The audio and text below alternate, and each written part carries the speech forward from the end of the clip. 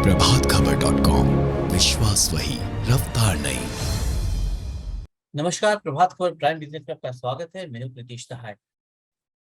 सितंबर महीने की शुरुआत के साथ ही देश में फेस्टिव सीजन की शुरुआत हो जाती है। दुर्गा पूजा, दीपावली और छठ की छटा हर ओर दिखाई देने लगती है। निवेश के लिहाज से भी लोग इस महीने को काफी पसंद करते हैं। तो इस फेस्टिव सीजन अगर आप भी घर, जमीन, वाहन या गोल्ड खरीदने का प्लान बना रहे हैं, तो हम आपको निवेश से जुड़े कई अहम बातों की जानकारी देने वाले हैं। हमारे साथ मौजूद है निवेश मामलों के जाने माने एक्सपर्ट अमित निगम जी। अमित जी, बहुत बहुत स्वागत है आपका हमारे खास कार्यक्रम में। नमस्ते जी। अमित जी, मकान, जमीन, गोल्ड, इन चीजों में से किस पर निवेश करना भी बेहतर है?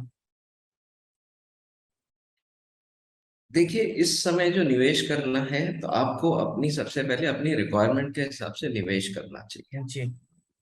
अगर आपको ये लगता है कि मेरे को जो सबसे ज्यादा जरूरी की चीज है वो मकान है, जी। तो आपके लिए होम लोन सबसे पहले बेटर रहेगा, या घर के अंदर इन्वेस्ट करने की जरूरत पड़ेगी। इस समय हो सकता है आप किराए के मकान में रह रहे हो और आपको लगता हो कि नहीं, मेरे को, क्योंकि आगे चल के प्रॉपर्टी महंगी ही होगी, ठीक है। या अगर आपको लगता है कि दूसरी आपकी रिक्वायरमेंट ये है कि आपके घर में जो आप पे डिपेंडेंट है उनको किसी सोने की जरूरत है, गोल्ड की जरूरत है, शादी के समय गोल्ड वगैरह की जरूरत है, इमीडिएट नीड्स की, तो इस समय आप देख रहे होंगे कि गोल्ड के जो प्राइसेस हैं वो काफी नीचे आ गए, तो आप इस समय गोल्ड में भी इन्वेस्ट कर सकते हैं। ये सब कुछ चीजें जो डिपेंड करती है ना, सब ये आपकी अपनी रिक्वायरमेंट पे डिपेंड करती है कि आपको इस समय फेस्टिवल सीजन पे क्या लेना चाहिए। अमित जी, लोन लेकर मकान या जमीन खरीदना कैसा रहेगा आपके सीजन में जब इंटरेस्ट रेट हाई चल रहा है? देखिए, मैं आपको बता देता हूँ, जो होम लोन का मतलब ये है कि कई तरह की चीजें आती हैं होम लोन में, different types of home loan. पहला तो जो सबसे कॉमन जो लोग सोचते हैं कि हमें मकान खरीदना है, जी। जो मकान को खरीदने के लिए हमारे को होम लोन की जरूरत है। दूसरा ये है कि हमारे मकान को रिनोवेट करना है, मतलब हमारा मकान में कुछ टूट फूट हो गई है, हम उसको या तो रिनोवेट कर रहे हैं या रिपेयर कर रहे जी। हैं। ये जैसी हमारी रिक्वायरमेंट की, जैसे अब हमें जो हमें मकान छोटा पड़ने लगा तो हमें एक कमरे की इमीडिएटली रिक्वायरमेंट, ठीक है, तो जो हमारा छोटा अमाउंट। दूसरा ये है कि हमने जो लोन सैंक्शन कराया था जी। वो अमाउंट हमारे को कम पड़ रहा है और हमें हमें लगता है कि थोड़ा बहुत हमें और लोन की जरूरत है, तो हमें उसको टॉप अप कराना चाहिए। तो मेरा ये कहने का मतलब है कि अगर आपकी शॉर्ट टर्म नीड है और अमाउंट बहुत छोटा है, तो और आपको पता है कि होम लोन लेने के लिए फिर आपको डॉक्यूमेंटेशन और वो पूरे करने पड़ेंगे, और अगर आपको लगता है कि मेरा एक छोटे अमाउंट से काम चल जाएगा, तो आप उसकी जगह पर्सनल लोन ले सकते। लेकिन अगर आपका अमाउंट बड़ा है तो मैं आपको यहाँ पे क्लियर करना चाहूंगा कि आपको पर्सनल लोन बिल्कुल नहीं लेना चाहिए। प्रिफर यही करना चाहिए कि आप होम लोन लें, डॉक्यूमेंटेशन पूरे करें, क्योंकि उससे सस्ता लोन जो रेट ऑफ इंटरेस्ट है वो बिल्कुल भी कंपेयर नहीं कर सकते आप पर्सनल लोन और होम लोन पे। होम लोन सबसे चीपेस्ट होता है। तो अमित जी, ये तो हो गई अभी की बात की, तो कभी खरीदना है। अगर कोई प्लान्ड घर या जमीन या कुछ और खरीदना चाहते हैं कि आने वाले 5 साल, 3 साल, 10 साल में खरीदना हो, तो उनको अभी क्या निवेश करना चाहिए या क्या स्ट्रैटेजी अपनाना चाहिए कि आने वाले समय में तो बेहतर रिटर्न भी मिले और लागत भी कम हो? देखिए, मैं आपको बता देता हूँ कि अगर आप कभी प्रॉपर्टी में इन्वेस्ट करना चाह रहे हैं जी। तो उसमें छोटा अमाउंट तो होता ही नहीं है इन्वेस्ट, बिल्कुल। उसमें तो बड़े ही अमाउंट की जरूरत होती है, ठीक। लेकिन अगर आपको ये लगता है कि मेरे को अमाउंट छोटा छोटा अमाउंट ही आप इकट्ठा कर सकते हैं और उसको थोड़ा बड़ा करना चाहते हैं, तब तो आपके पास कई विकल्प हैं कि आप म्यूचुअल फंड में एसआईपी कर लें, छोटा छोटा अमाउंट करके आपका बड़ा कॉर्पस मिल जाएगा। और अगर आपके दिमाग में ये बात है कि इस समय मेरे पास पैसा नहीं है, इस समय मेरे पास पैसा नहीं है, मैं इवन डाउन पेमेंट भी नहीं दे सकता हूँ होम लोन खरीदने के लिए, और मेरी रिक्वायरमेंट है कि मुझे घर खरीदना है, तो आप ये कर सकते हैं कि अपना होम लोन का जो पीरियड है उसको थोड़ा आगे डेफर कर दें।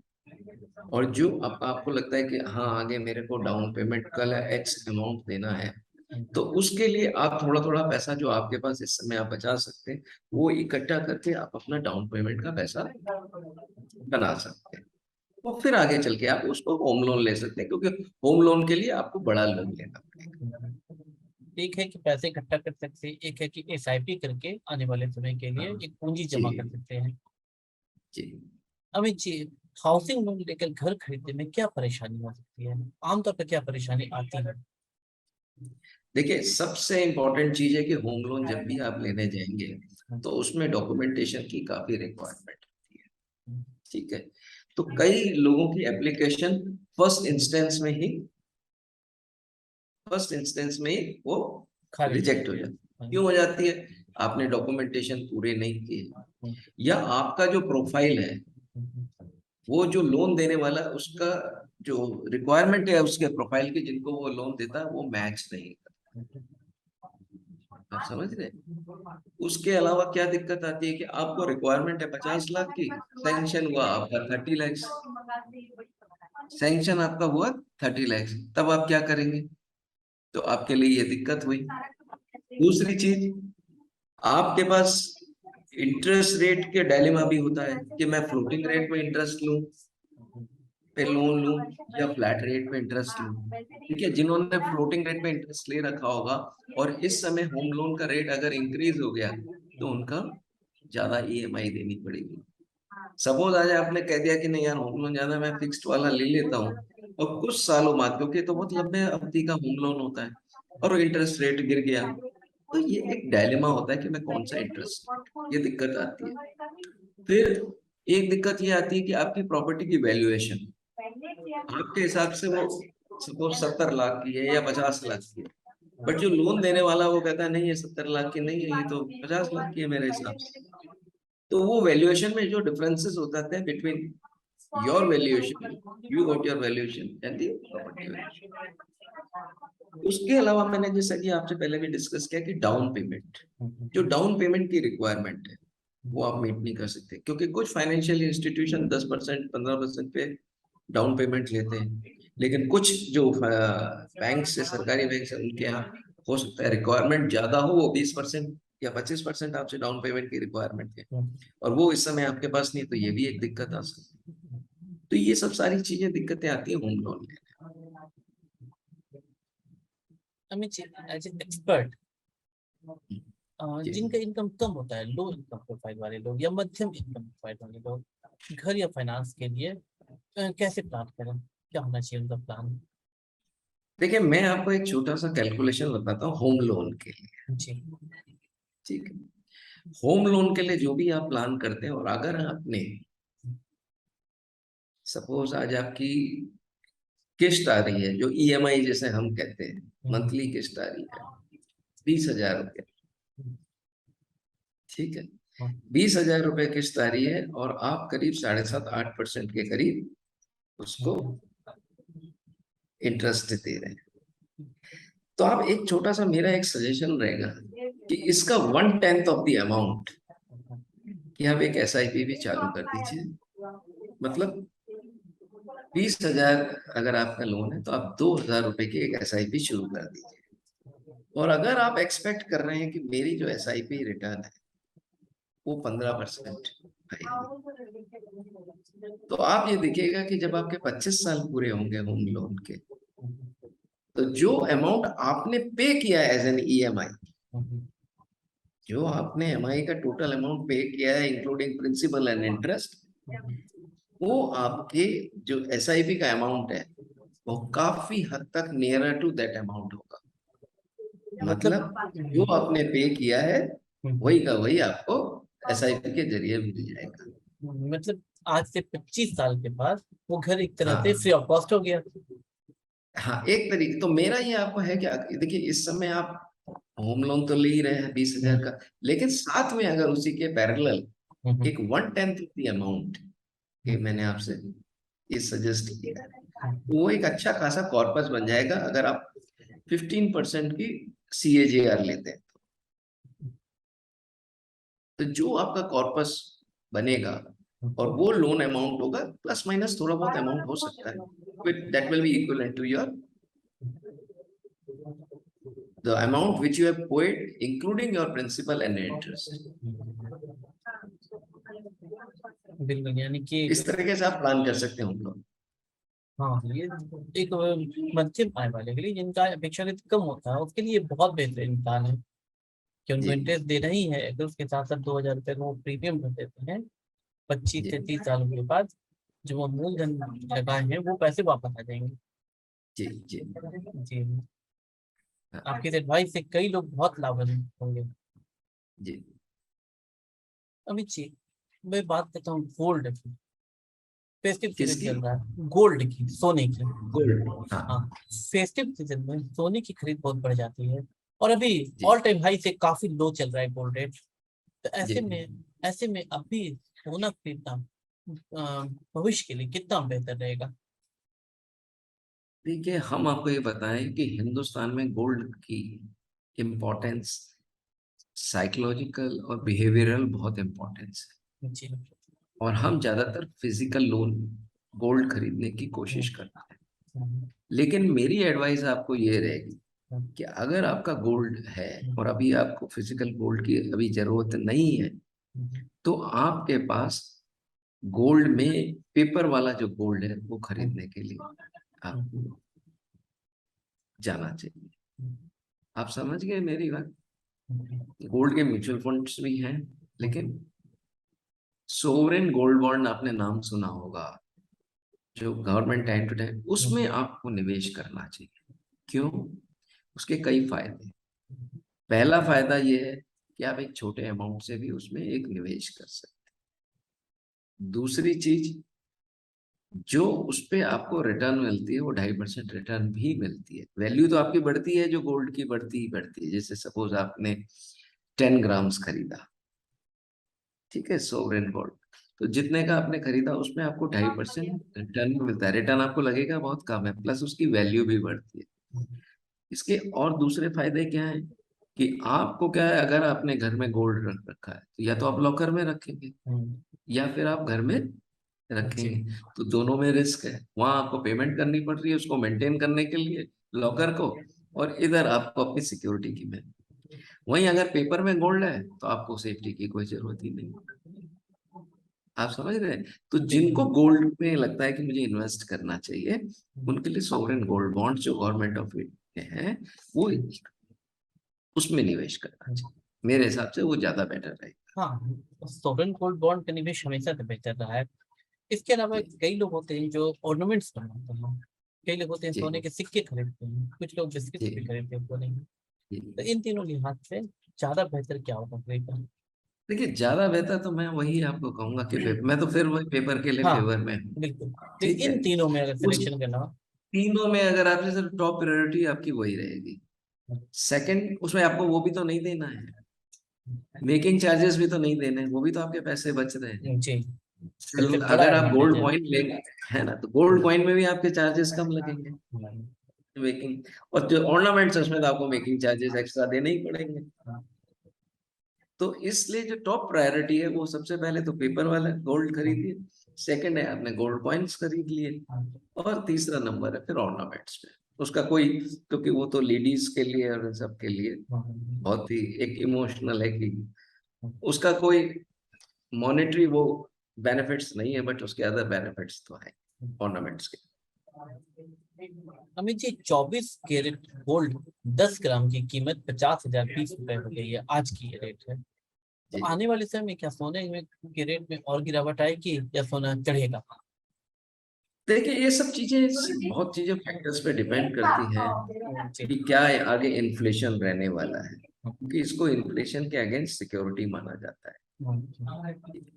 अगर इन्फ्लेशन गिरता है या गिरने का लगता है, ठीक है, तो आप ये मान के चलिए कि निवेश के दूसरे जो ऑप्शंस है वो बेहतर विकल्प होंगे बनिस्बत गोल्ड के। और फिर मैं यही कहना चाहूंगा कि गोल्ड में जो इन्वेस्टमेंट है वो आपके टोटल पोर्टफोलियो का, अनटिल अनलेस वो आपकी अपनी चॉइस है, तो आप 5 to 10% से ज्यादा मेटल में इन्वेस्ट नहीं करना चाहिए। अपने टोटल पोर्टफोलियो का, क्योंकि कुछ ना कुछ गोल्ड सबके पास रहता ही रहता है। फेस्टिव सीजन में निवेश के लिहाज से आप क्या सलाह देंगे कि किस चीज पे निवेश करना देखिए बेहतर रहेगा? फेस्टिवल सीजन, देखिए हम एक चीज आपको ये चीज बताएं, हम्म, फेस्टिवल सीजन में हमारे यहाँ धनतेरस में जैसे लोग कार खरीदते हैं, या नवरात्रों में कार खरीदना पसंद करते हैं, सब चीजें पसंद करते हैं।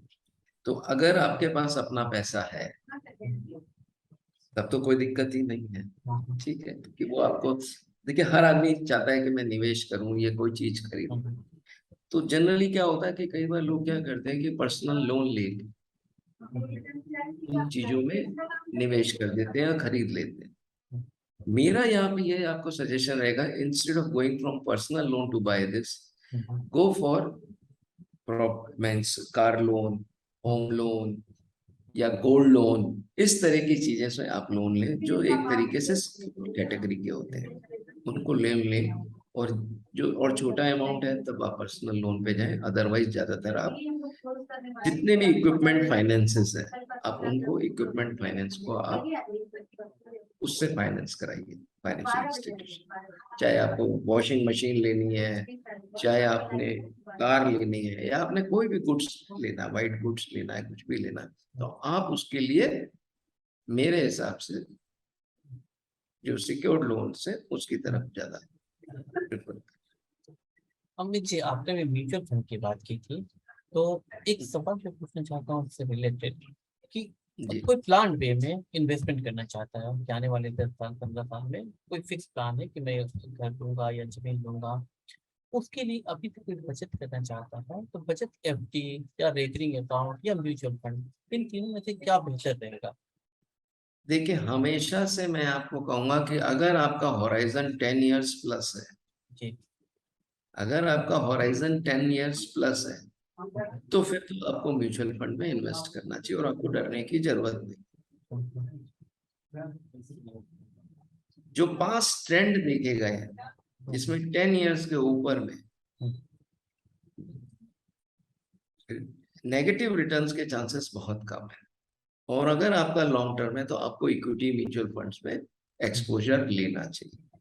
फिर मैं ये कहूंगा कि जो भी आप म्यूचुअल फंड खरीदें, जिस कैटेगरी का भी आप इक्विटी म्यूचुअल फंड खरीदें, वो अपने रिस्क प्रोफाइल के बेसिस पे ही खरीदें। बट इक्विटी लॉन्ग टर्म में 10 इयर्स प्लस के लिए इक्विटी म्यूचुअल फंड कैटेगरी अच्छी रहेगी। तो मिडिल इनकम वालों को आपने बताया कैसे करना चाहिए, उसमें लोअर इनकम वाले भी शामिल हो गए, हायर इनकम के लिए तो खैर कोई इशू ही नहीं है ये सब। जी जी हाँ, जी। एक मैं जो पूछना चाहता हूँ सवाल कि ऐसा ये कई लोग ऐसा चाहते हैं लेकिन वो ना जान नहीं पाते हैं, तो बतौर एक्सपर्ट कि बैंक के लोन को कम कैसे किया जा सकता है? देखिए बैंक, मैं आपको कह रहा हूं कि जो सबसे इम्पोर्टेंट चीज है, जी। जब आप होम लोन लेते हैं या कोई भी लोन लेते हैं, तो उसमें एक चीज जरूर चेक कर लिया करिए कि अगर मैं बीच में रीपेमेंट करता हूँ कुछ, तो मेरे पे क्या पेनल्टी लगेगी। कुछ फाइनेंशियल इंस्टीट्यूशन रीपेमेंट के लिए कोई पेनल्टी नहीं लगा। एक और चीज जो है, जो होम लोन वाले कई बार उसको इवेलुएट नहीं करते हैं, कि जैसे सपोज आपने लोन एक्स फाइनेंशियल इंस्टीट्यूशन या बैंक से ले रखा है, और आगे चल के आपको लगता है कि जो वाई फाइनेंशियल इंस्टीट्यूशन और बैंक है उसका जो इंटरेस्ट रेट है और जहां से उन्होंने फाइनेंस कराया है उसमें डिफरेंस है या वो कम है, तो वो अपना ट्रांसफर करा सकते हैं एक्स से वाई, बट उसकी डॉक्यूमेंटेशंस वगैरह होती है, वो उनको प्रॉपर करनी पड़ेगी। तो वो फिर लोन आपका दूसरे बैंक से हो जाएगा, आपका जो इंटरेस्ट है वो कम हो जाएगा। दूसरी चीज ये है कि आपको मैंने पहले ही बताया कि जो अगर आप बैंक में आपके यहाँ है कि आपको रीपेमेंट पे या आपको प्री मैच्योर कराने में, लोन को खत्म कराने में कोई पेनल्टी नहीं लगती है आपके बैंक या फाइनेंशियल इंस्टीट्यूशन से, तो आपके पास धीरे धीरे जो अमाउंट कभी आपको जैसे कोई बोनस मिला या वो मिला, जिससे आपको लगता है कि मैं पहले ही अपना लोन खत्म कर दूं, तो आप उसमें उसको खत्म कर सकते हो, तो आगे आपको इंटरेस्ट में उसमें फायदा होगा और बचत हो जाएगी। अमित जी, लोग अपनी जरूरत के अनुसार चीजें खरीदते हैं, लेकिन अगर किसी को इन्वेस्टमेंट पर्पज से खरीदना हो कोई चीज, तो आपकी क्या सलाह होगी? क्या चीज पे अभी सर इन्वेस्टमेंट करना? मेरे को एक बार क्वेश्चन रिपीट करेंगे, थोड़ी वॉइस कम आई है। जी, लोग इन्वेस्टमेंट या परचेजिंग करते हैं, खरीदारी करते हैं अपनी सुविधा के अनुसार। किसी को कार चाहिए होता है, किसी को घर चाहिए होता है, किसी को फ्रिज जी चाहिए होता है, तो अपनी जरूरत के मुताबिक खरीदते हैं। लेकिन जी। अगर कोई इन्वेस्टमेंट के पर्पज से इस स्पेसिफिक पे कुछ खरीदना चाह रहे हो, तो आपकी क्या सलाह होगी कि घर खरीदना फायदा रहेगा, कार खरीदना, जमीन खरीदना, या आप क्या देखिए एडवाइस अगर, करेंगे, क्या खरीदना चाहिए? हाँ मैं एडवाइस यही करूंगा कि अगर आप इन्वेस्टमेंट पॉइंट ऑफ व्यू से कर रहे हैं, घर जी आपकी रिक्वायरमेंट नहीं है, जी। सुनिए मेरी बात, घर आपकी रिक्वायरमेंट नहीं है, गोल्ड आपकी रिक्वायरमेंट नहीं है, तो और आपके जो गोल्स हैं वो बियॉन्ड 6-7 ईयर्स हैं, 8 ईयर्स हैं, तो मैं आपको यही कहूंगा कि या तो आप म्यूचुअल फंड में इन्वेस्ट करें, इक्विटी में इन्वेस्ट करें, ताकि म्यूचुअल फंड, या आप ब्लू चिप कंपनीज के कुछ अच्छे शेयर्स खरीद सकते हैं, स्टॉक्स में भी आप इन्वेस्ट कर सकते हैं, जो लॉन्ग टर्म में आपको काफी फायदा देगा। तो बतौर एक्सपर्ट आपके एडवाइस है कि अगर जरूरत नहीं है तो इन चीजों पर इन्वेस्ट ना करके इक्विटी शेयर या म्यूचुअल फंड पे निवेश करें, ज्यादा बेहतर रिटर्न मिलेगा।